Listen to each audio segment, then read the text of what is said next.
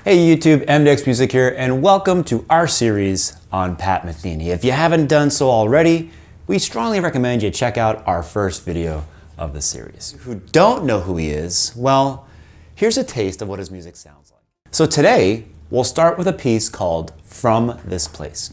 We've taken the liberty of writing our own arrangement with some reharmonizations, intro, outro, and a couple of reinterpretations of the harmony and the harmonic rhythm, all in the spirit of the series, analysis and composition. And it sounds like this.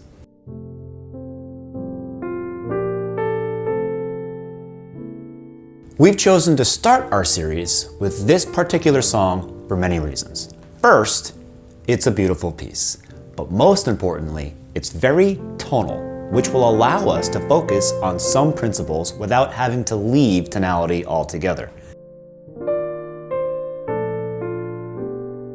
As we said in our previous video, Metheny's harmony is mostly post-tonal, meaning it still holds many of the elements from tonality, but the key center is constantly shifting. There are many ways to achieve this moving target effect. Pat Metheny usually builds his music based on three essential musical principles: consonance, emergence, and ambiguity.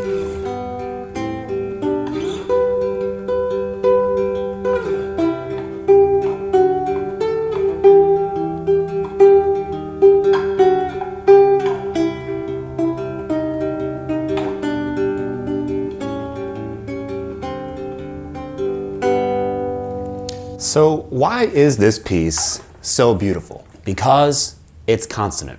Why is it consonant? Because it follows one of the most important principles in music. The interval between the bass and the melody is number one.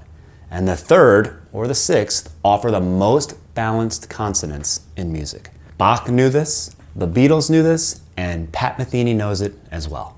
Why are thirds so beautiful? Well, they offer just the right amount of tension. Not too much and not too little. The perfect octave and the perfect fifths are boring. It's only when we get into the fourth note of the overtone series that we get enough tension to have something interesting going on. Now, when we invert a major third, we get a minor sixth. And when we invert a minor third, we get a major sixth. Since we perceive the bass against the melody as the most important interval at any moment, then if we make sure the bass and the melody are a third or a sixth apart, we create beautiful harmonies. If we look at our arrangement of From This Place, you can see that 98% of the voicings will follow this rule. This is an essential rule to follow. Look at the first two measures of the theme, measures 6 and 7 in our score. I can just play the bass and melody, and it'll sound very pretty. So you'll see us using this technique across the entire song, which brings us to the next point, inversions. Making the bass melody interval a third or a sixth causes the bass to often move much more than the harmony. Usually, the harmonic rhythm is based on a 1 or 2 chord per bar pattern. But when the bass follows the melody using this technique, we'll create lots of inversions. The first two notes in the melody are A and C over an F chord. So F turns into F over A right away in the first measure. And yes, we are treating the upbeat notes as either passing or leap tones and harmonizing only the downbeats most of the time. This will ensure that the harmonic rhythm remains stable, which suits the mood of this piece. Of course, as we will see on the next video, Pat Metheny's treatment of consonance does not end in the bass being a third or a sixth apart from the melody. There's much more to it than just that. Let me show you a cool exercise that you can practice to develop this concept even further. For now, and just for now, let's only consider notes from the F major scale. Now I can play the scale in thirds like this. Or I can harmonize the A with a sixth below and I get this. So there are two options, A with F or A with C. So if I have this melody, I can play this. Or I can play this. What if I switch in the middle from thirds to sixths? That sounds nice also, but now something new has emerged: harmonic implications. This emergent property is essential for how this melody could further develop. In the first two examples, using just thirds or sixths, a harmonic progression did emerge, but it wasn't as obvious. Plus, we were concentrating on the intervals created by the melody and the bass. But now that I have mentioned harmony, your ears are looking for cadences, and a new property, the harmonic progression, starts to emerge. And depending on your experience, ear training, and musicianship, you can start assigning entire harmonic functions to these bass melody pairings.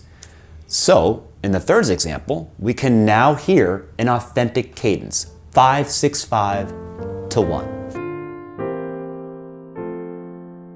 And in the example where we shift from thirds to sixths, I can end the phrase in a 5-7 sus4 that wants to resolve to 1 like this.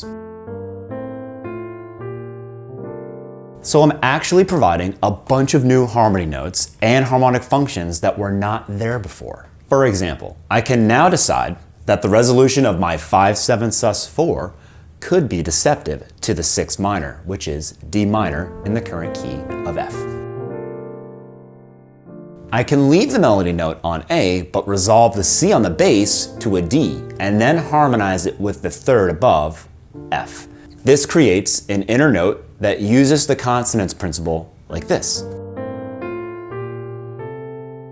But now my ears are begging for the note E, a third above C, so that it resolves to a D and F.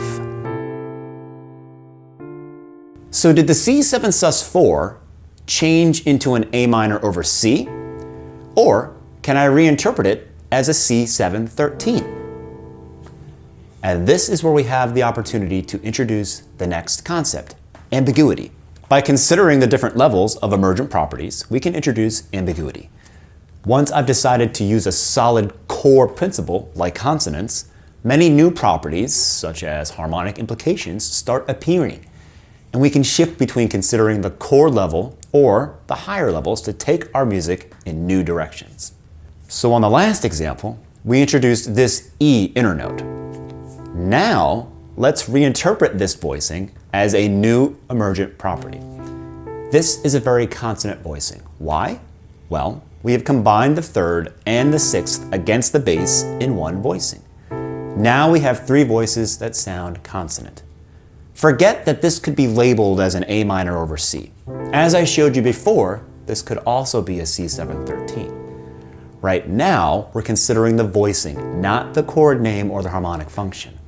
And this is what will take us on a new path. I can take this voicing structure, a third and a sixth above the bass, and introduce it as soon as we switch to sixths on our original example. And we get this. Which makes me want to keep going up. A totally new direction is now available to us because we reconsidered which emergent property to use. Of course, you need to hear these implications. So the more developed your ears are, the more emergent properties will appear. And it's not about knowing the names of these properties, deceptive cadence, harmonic functions, secondary dominance, C7 13, and so on. These are just labels. You may know all of these things by other names, or without any names at all. Either way, it's all a consequence of your experience as a musician. How many gigs you've played, how much music you've listened to, how many songs you know, or how many solos you transcribed. Everything that you've done counts. The important concept in order to create music like this is that you develop the ability to reconsider which basic or emergent property that you're prioritizing at different moments in your composition. And by the way, this voicing CEA is a very guitar-friendly voicing. The spacing between the notes is very easy to play on the guitar. This is also a nice way of voicing these notes on the piano to make it sound like a guitar chord. As a way of getting used to this sound, I suggest the following. Choose a major scale. Start by playing notes from the scale at random in thirds, and then switch to tenths.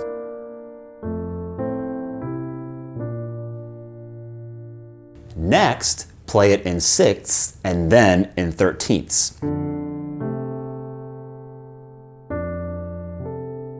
And most importantly, get used to these sounds. Actively listen to what's happening and really let it sink in. Then improvise by shifting from thirds to sixths. Introduce inner voicings and let your ears dictate where you want to go.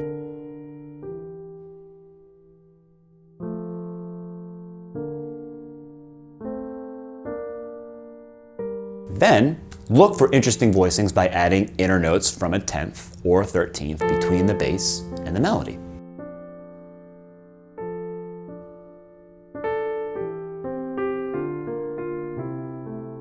Join us next time as we expand on all of these concepts while also introducing other concepts like add-9 chords, constant or parallel structures, pentatonic substructures, and more. Like, subscribe, comment, hit the bell, and we'll catch you next time. Thanks for watching.